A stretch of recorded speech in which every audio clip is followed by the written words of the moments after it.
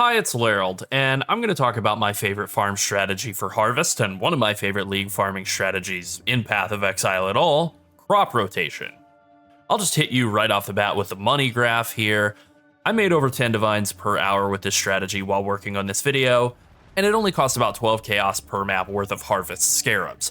I also don't think that my clear speed or the RNG I had in the Harvest were particularly good, so I think there's a lot more room for improvement. The bottom line is that crop rotation is very good. I think it is significantly more fun than standard harvest, and it is a lot more profitable if you do it correctly. It is also much cheaper to get going than normal cornucopia scarab juiced harvest. The only real downside to crop rotation is that it is a bit of a gamble mechanic, unlike normal harvest. There's also a lot more skill and planning required to do it correctly, which, yeah, that's just like gambling too. So let's get into it, but before I do, don't forget to like and subscribe. Alright, so I have already talked about regular cornucopia scarab harvest farming this league. I think it was in a video we made about a week or week and a half ago, titled something like 3 Juicy Farm Strats. If you just want to do that, there it is, check it out. But I think crop rotation is better. I really prefer it. So let's start with the short version of what crop rotation is, and it is a keystone on the Atlas passive tree over on the right side, this one right here. Crop rotation. As it says, your harvest crops in your maps only contain tier 1 plants. This overrides any things that could give you higher tier plants, such as Heart of the Grove, this passive here that gives you an increased chance to contain a tier 4 plant in your harvest crops, or cornucopia scarabs that guarantee a tier 4 plant. This is why we don't use cornucopia scarabs with this strategy. They're quite expensive and they literally don't do anything. Instead, what happens is whenever you harvest crops, you have a chance, and it's a pretty high chance, to upgrade the tier of plants of all of the other different colors, or I guess both of the other different colors, within your entire sacred grove. So because of all of this, what you're trying to do is build a tower. You start with the color that you have the most of, you gobble that all up, then you switch over to the second most common color, gobble the rest of that up, and then finally finish with one big pile of plants. This is made a bit more complicated by the random nature of spawns in the Sacred Grove, the random nature of the upgrades from crop rotation, and the relative price of the 3 colors of life force. Right now, yellow is worth about 15% more than blue life force and about 30% more than purple life force. So generally your goal is going to be to eat up purple plants, then blue, and finish with a big yellow plant. It will not always work like this, and I will show a big batch of examples toward the end of the video just to demonstrate. The important thing to know is just to check your plants in between harvesting so that you know which ones have upgraded and which ones haven't, so that you can use that information to guide you as you keep trying to build up a big tower of plants. So now let's talk about what you actually do just in terms of like the normal nuts and bolts of map running.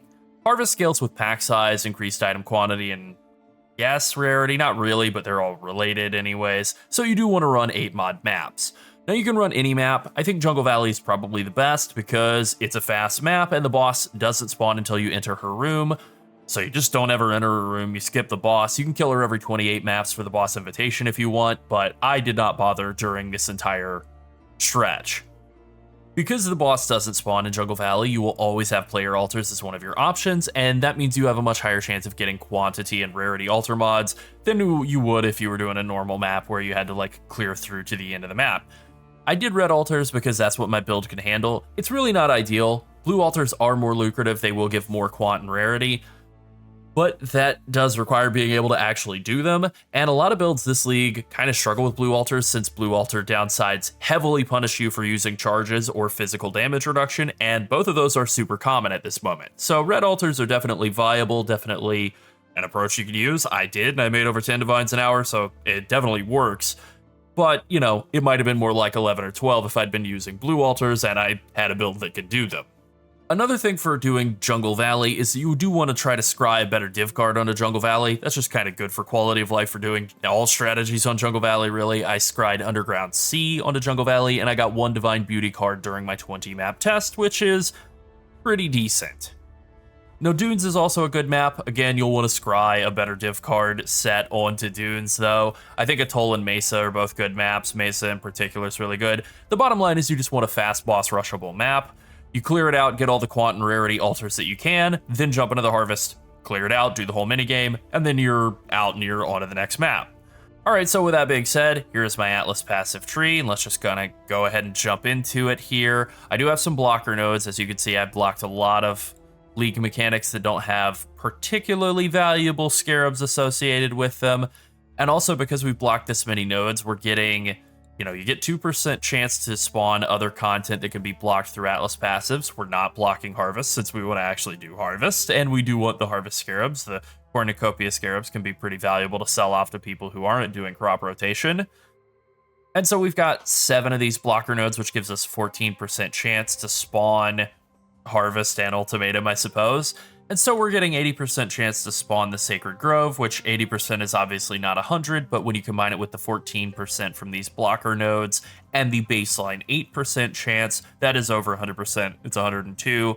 14 plus 8 plus 80 is 102, so that gives us a guaranteed harvest in every map.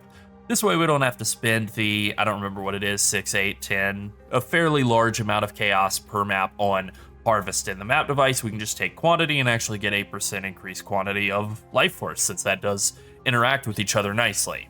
There are some pretty good valuable nodes along the way here too.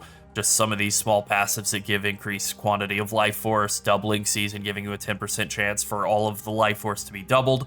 Essentially just 10% more life force, that's pretty good. Some other good stuff, bumper crop, and a chance to have an extra harvest in all of your maps. This is immensely valuable when combined with crop rotation. There's also bountiful harvest, which is a 10% chance to spawn an extra monster. That's very valuable. Also a little bit of extra XP, not that I don't really feel that harvest is a great XP farming strategy because it does take a little bit of time compared to something where you'd be killing tons of monsters, but I guess it helps offset the slowness a bit. And then there's Heart of the Grove, probably the most valuable of the notable passives, at least the highest potential return, and it's really all from that second line, since the first line, the chance to contain a tier 4 plant, doesn't work at all with crop rotation, but the second line, the 10% chance for the unchosen crop to not wilt, is immensely valuable. This can have really good interactions when you are trying to level up different plants and so on. Sometimes getting a plant to not wilt, you can wind up walking out with thousands more life force because of that. Getting extra upgrades or extra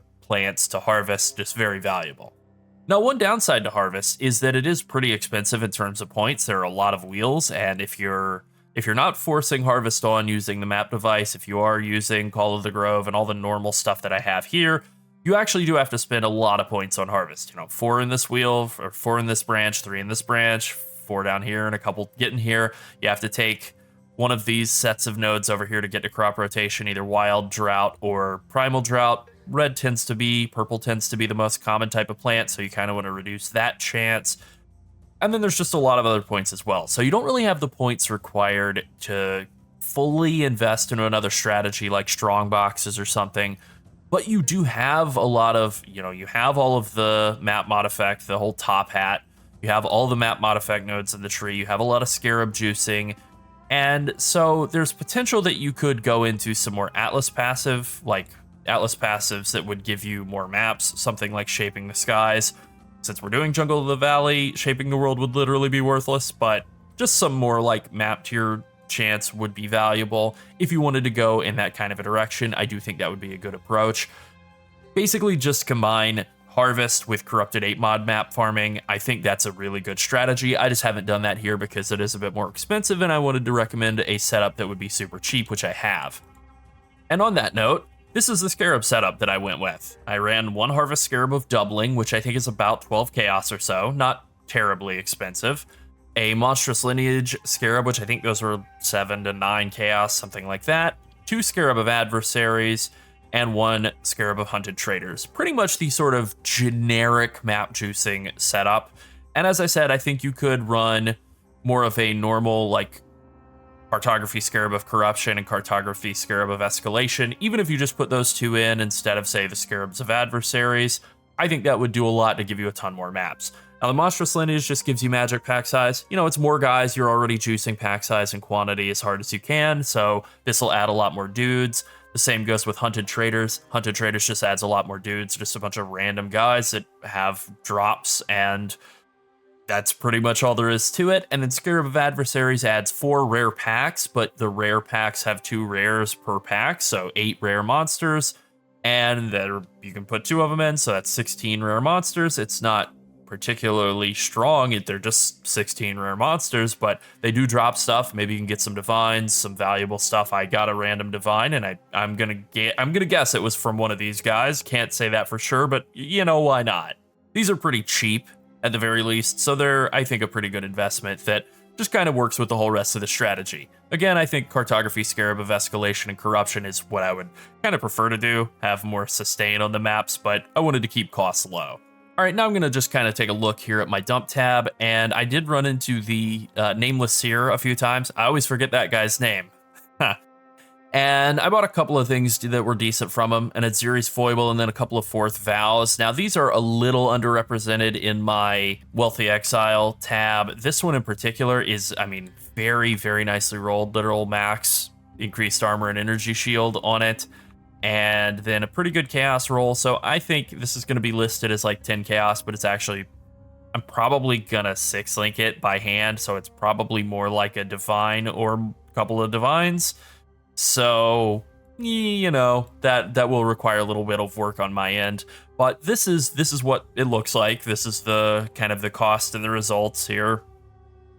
And it also makes a lot of gold. This really just comes from the fact that we're juicing pack size and quantity super hard and rarity, and I am also wearing a gold flask and a lot of rarity gear, so yeah, you know, over 30,000 gold per map, about 500,000 gold per hour or so. And then the return on investment is super, super high. You know, this is a low cost strategy. Only 12 chaos is coming from the Scarab, 10 chaos coming from the Corrupted 8 mod map, 3 chaos from the 2 Scarabs of Adversaries that are like 1.5 chaos each, 1 chaos for the Hunted Traders. Monstrous Lineage is, I guess it's 6 chaos when I bought these, so a little bit less than I had thought. Map device is free, it's just quant.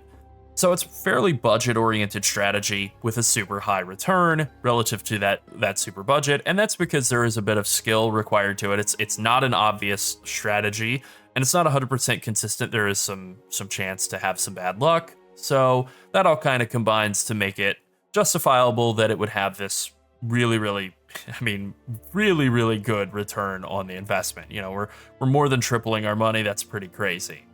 Now, this is what the stash tab looks like. I did have a couple of nice drops in here. Reliquary Key, a random divine, 3 A-bomb maps, which actually feels a little low. I guess I had been farming maps for a long time, and so to only get 3 A-bomb maps in the span of 20 maps with super high pack size is kind of surprising to me that it was that low. I don't know, I just expected like 6 or 7 of them. Again, I think I've just gotten accustomed to doing map farming for so long. I also got a 9 Ars Memory, the Sacred Grove, and a Divine Beauty, and then not really all too much else that was super valuable. A Calcification Scarab. But again, we are actually doing Scarab juicing, so I think all of this really makes sense. The only thing that I would say is maybe a bit of an outlier is the 1 Voidborn Reliquary Key, but, you know, it dropped. It is what it is. I can live with that. Everything else pretty much all seems reasonable, very reasonable drops, and even with that Reliquary Key cut out, this is still in the range of about 16, 15 and a half to 16 divides. Is a little over 18. It's actually rounded down. I think I had calculated it up and thought it was more like 18 and a half. That's what I've punched in here. And, you know, again, I think these could definitely be on a faster build than the one I'm playing. A lot faster than 4 minutes a map, probably more like 3.5 or even 3, which would put you quite a bit higher. But, you know, I'm not operating at that level in this character, and that's okay. I think one thing in sort of the argument of this being a more efficient strategy even than I have managed to do here is that I didn't get a single Sacred Crystallized Life Force in the span of 20 maps. I did get some tier 4 monsters along the way, some tier 4 bosses. I never got any Sacred Life Force from them. A little unlucky. All right, so I'm gonna walk through a handful of examples of doing crop rotation and kind of what I think as I step into a garden. And this is actually a pretty good plot here because it is 5 different crop pairs to harvest. So we kind of have 2 options here. It's a little unfortunate that we have 3 different ones that are 2 of the same color, and specifically that we have 2 double yellows. Because our goal is to ultimately start with kind of the lowest value thing and use that to build everything up. So normally we would start with the purples and then do all the purples and then do whatever remaining blues and then try to finish with a big yellow. Because we have 2 yellows here, we kind of have 2 options. We can either do the purple and then do the blues, the 2 blues, and then do the 2 yellows, and they'll be kind of big, maybe, you know, if we get lucky. Or we have the option of doing the purples, then doing the yellows, then doing the blues, or, I mean, even potentially doing the yellows and the blues and the purples. Problem is that purple's so much less valuable than blue or yellow, whereas blue and yellow are relatively close in price. So I think my goal here would be to upgrade or hit this purple, harvest it, and then kind of take a look at what the blues and yellows turn into. And I think ultimately what I'm going to want to do is finish with this pair of blues, whichever of the 2 is the highest. So let's start with the purple here, and then we'll go from there. And this is the thing with crop rotation, is you kind of, as a normal harvest, you just walk in, you go to each plot, you pick the one that looks best, and then you're done. Crop rotation after each one, unless it's like really clear which direction you're going to be going the whole time, you kind of want to go through and look, and you're looking for, after the first one, tier 2s, and then after the second one, tier 3s. So we got 7 tier 2s here and 8 tier 2s there. So that yellow plot does look really good. It does make me kind of want to go in a blue direction. And these blues don't look as good. So I think ultimately it's a bit of a gamble, but I think that is the direction I'm going to go. Just sort of a lower yellow instead of trying to fully juice up to a big, big blue. So let's just hit the most valuable of these blues, and then I'll go hit that blue over there, and then we'll just get whatever yellows are left over. And it's definitely not as big of a jackpot as it could be if we were going to fully juice the blues all the way up. But, you know, I think it's still going to be pretty decent, hopefully. Hopefully we get some good returns out of one, if not both of these yellows. Not the absolute min-max that it could be, but still pretty good. Okay, so we have a double 3 here. So since these are both double 3 tier 3s, we just look for which one has the most tier 2s, and it's this one with 311, 311. So we'll clear this one out, and then we'll go check the other plot, and we'll take whichever one has the most tier 3s and tier 2s out of that plot as well. Now, one thing you do want to watch out for in any harvest, not just crop rotation, especially with the purple ones, but also with the yellows sometimes. Okay, we got a 3 and 10 here. That's pretty good. Is the purple guys tend to leave sort of a fire. It's not burning ground. It's technically not burning ground, but it is similar to burning ground in that it will kill you with fire damage over time on the ground after they die. So you do want to kind of move away from guys as soon as they've died. Nice. What is that? Emperor's Vigilance. Okay, cool. So yeah, 3,400 Vivid Life Force. Not the absolute best it could have been. You know, it's possible we could have gotten more like 4,500 or 5K Primal Life Force, but that would have required some good RNG, and this really didn't. 3,500 Life Force without breaking a sweat. You know, I'm stopping and talking, but even so, in and out that quick, that's half a divine. Easy. Okay, here I've stepped into my next harvest plot, and this one's a lot more diverse, so that's good, maybe a bit better for demonstration. Now, one thing I also want to mention here is harvest monsters can be kind of dangerous, and they spawn all at once, and they kind of sync their swings all up at the same time. Since they're all spawning at the same time, they kind of have a synchronized swing timer, and so debuffs like this altar mod that I have 2 of, nearby enemies gain 200% of their fizz, this extra chaos and extra fire. These can be really nasty, especially if you have, say, both of them and you don't have anywhere close to capped chaos res. This can actually be pretty gross. So I might get killed in this one. Definitely a possibility that happens. So that is something you want to kind of be aware of. I should have been paying more attention. If I could do it again, I wouldn't hit that, but unfortunately I can't. So coming in here, I see 2 yellow plots, one with yellow and purple and one with yellow and blue. So my goal is going to be to clear out the purples first, and then do blue, and then do yellow. And so I'm going to start, it doesn't really matter, either one of these purple and blue patches. I'll do the purples first, and then I'll kind of compare the 3 remaining plots and see what direction I want to go, whether I want to try and build up that double blue at the end, or if I want to finish with a yellow. Just kind of depends on what grows and what doesn't. All right, yeah, I'm getting jacked up, and as you can see, that purple fire that they leave on the ground is no joke. All right, we'll kill off this purple here as well. Again, watching out for their sort of purple burning ground. You can see it crackling on the ground there. It's pretty nasty, and it will absolutely kill you if you're finishing with a big purple patch. All right, so we have 8 tier 2s here at this yellow. After 2 upgrades, that's really not very good. We have 1 tier 3 in this blue. That's our best looking one so far, and now we'll take a look at this. Okay, we have a tier 1, or a tier 3 over here, one tier 3 yellow over here. So we have two options we could go with. We could hit that blue and then hit this yellow and then hit that yellow. I think it's better to hit this purple and try and upgrade the blues and upgrade the yellow. And I think that's going to give us more return than anything else. So we'll hit the purple, then we'll hit the blue, then we'll hit the yellow. Barring any sort of weird stuff happening here, that's the order we're going to go in. So 3 purples into, hopefully, a blue followed by a yellow. That would be the order here in this plot, which is what I would have wanted it to be as soon as I walked in.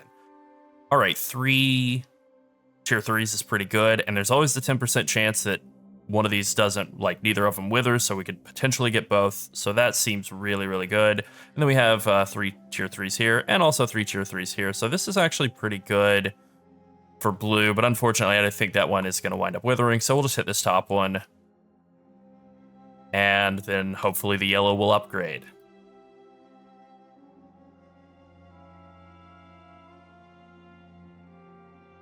I'm really having to move around a lot and be pretty skittish because of the double 200% auras. All right, that's a pretty good haul. 2200 blue life force. That is not bad. All right, so this is a 3 and 8, and this is a 3 and 12, but yellow's worth more. And so, you know, we're going to want to take the yellow. Again, there's always a 10% chance that we don't wilt. Unfortunate. There's also a kind of a hidden chance, it doesn't show up in the tooltip there, that one of the guys in your plot can upgrade when you click it. And so I have had times where I've had only tier 3s and then had Namharem, the rank 4, the tier 4 guy, pop up. So we came out of this with 2200 blue life force and 2684 yellow life force. That's pretty good. That's about, I mean, that's over half of a divine in a single harvest, which is pretty great. All right, I've just stepped into another plot here. I see 2 yellow and purples, and then I don't even see the other one, so it must be up top. Okay, it's a double blue. All right, so this is definitely a bad one, which is fine. It's actually good to have an example of a pretty bad one in here, just, you know, to show that, yeah, sometimes there are some real duds.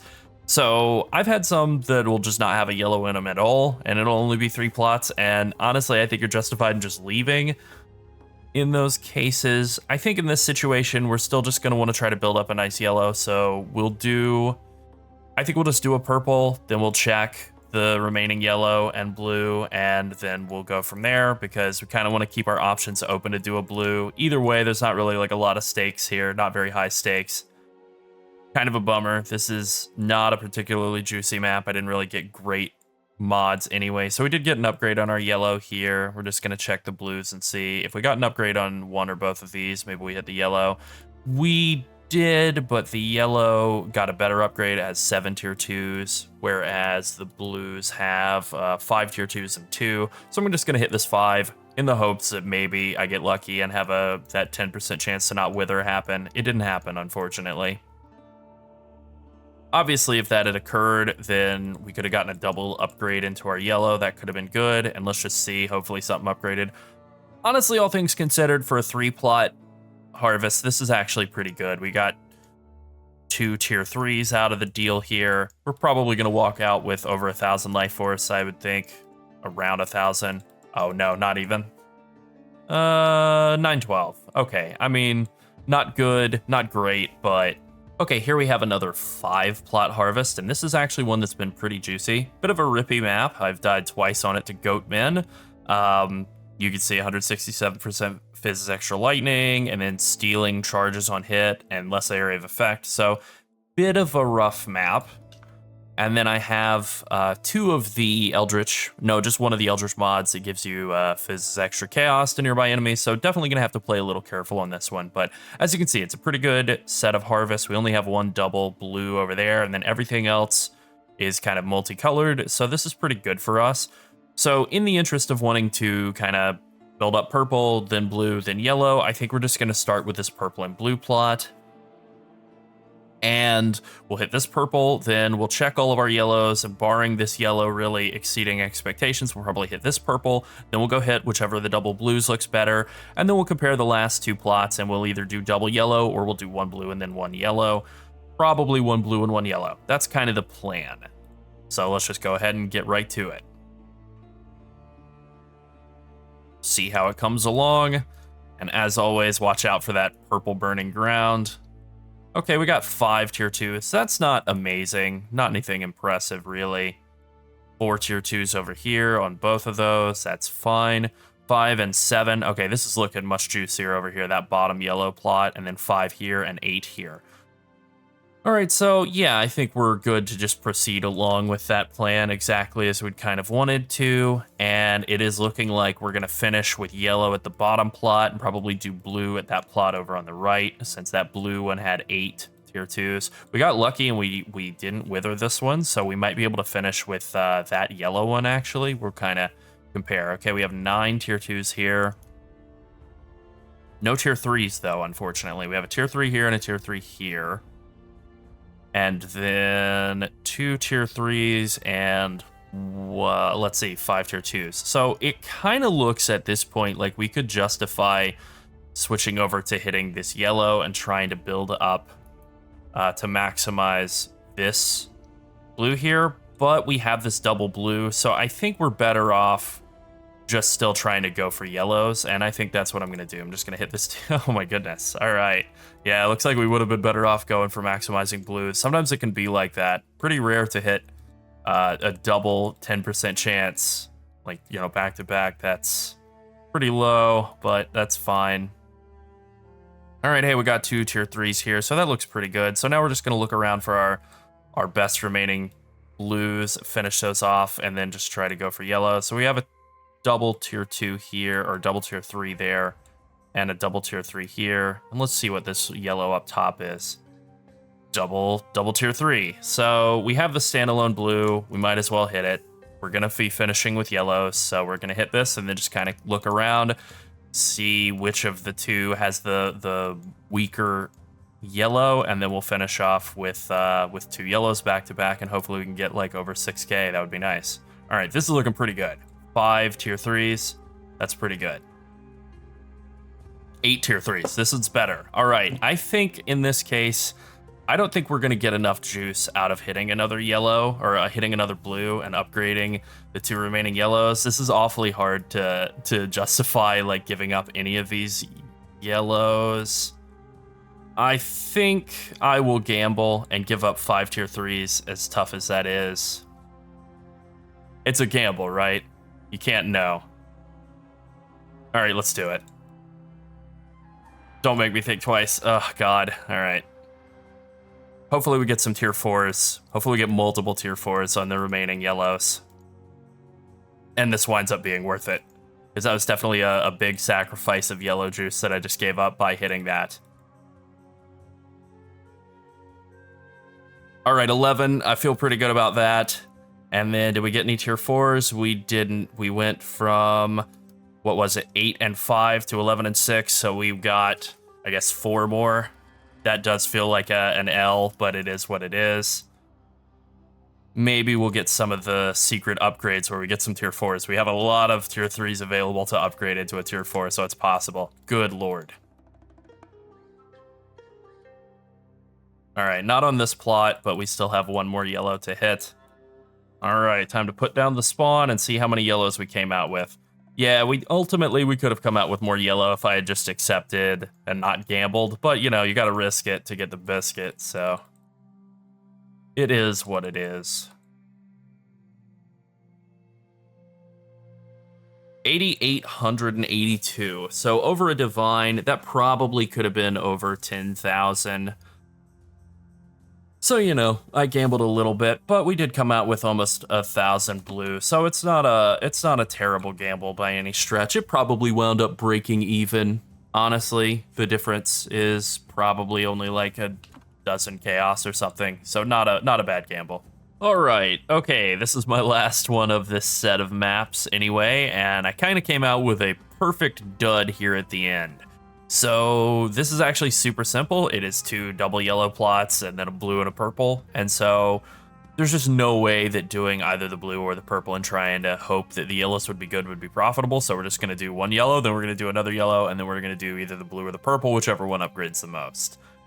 kind of a stinker, but very, very straightforward. A lot of these 3 prop plots can be this simple, just very fast. And sometimes, honestly, I think you are justified in just skipping out entirely and not bothering if they come out bad. All right, so we have 2 tier 3s and 8 tier 2s versus 1 tier 3 and 13 tier 2s. I'm going to hit the purple, even though it's worse. Oh, what luck. I was hoping that we might hit that 10% chance. That's insane luck. So yeah, I think ultimately, even though this is only a 3 crop plot, we do actually get lucky and get that Heart of the Grove proc. And so we will have higher level guys over here. 1 tier 3 and 14 tier 2s. And we also got an Abomination map drop. Can't complain about that. The A-Bomb map might wind up being worth more than all the Life Force, but that's fine. Yeah, so, you know, kind of a stinker of a last harvest here. Only like 1,300, 1,400 total Life Force, but an Abomination map and a Raw Divine in the map, so can't really complain either way. All right, I think that pretty much covers it. Don't forget to like and subscribe, and thanks for watching. Bye.